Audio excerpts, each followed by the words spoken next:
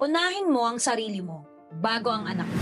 Bakit? Ang dami nagsasabi sa akin before na sino ang uunahin nila? Anak nila o sarili nila? Lagi nilang sinasabi, anak daw nila. Bakit ang sinasabi ko ngayon sa'yo, unahin mo yung sarili mo? You can never give from an empty cup. Kung ikaw ay ubos na, anong ibibigay mo sa anak mo? Marami na tayong nakitang ganyan sa generation ng mga magulang natin. Pigang-piga na si nanay o pigang-piga na si tatay, kaya pagdating sa mga anak nila, hirap na hirap silang mahalin sila. Kasi sarili nga nila hindi nila magawang mahalin. Hindi ko sinasabi na wag mong mahalin ang anak mo. Mas magiging mahal mo ang anak mo kapag inuna mong mahalin ang sarili mo. Pinakamagandang example nito, pagkakain kayo ng anak mo. Sinong unang kumakain? Sinong una mong pinapakain? Yung anak mo na sobrang taas ng energy, takbo ng takbo, susundan mo ng susundan, tapos susubuan mo, tapos ikaw gutom na gutom. Bakit hindi mo hayaan yung anak mo maglaro muna? Kasi ikaw, busugin mo muna yung sarili mo, tapos saka mo ngayon siya pakainin. Para ngayon, kapag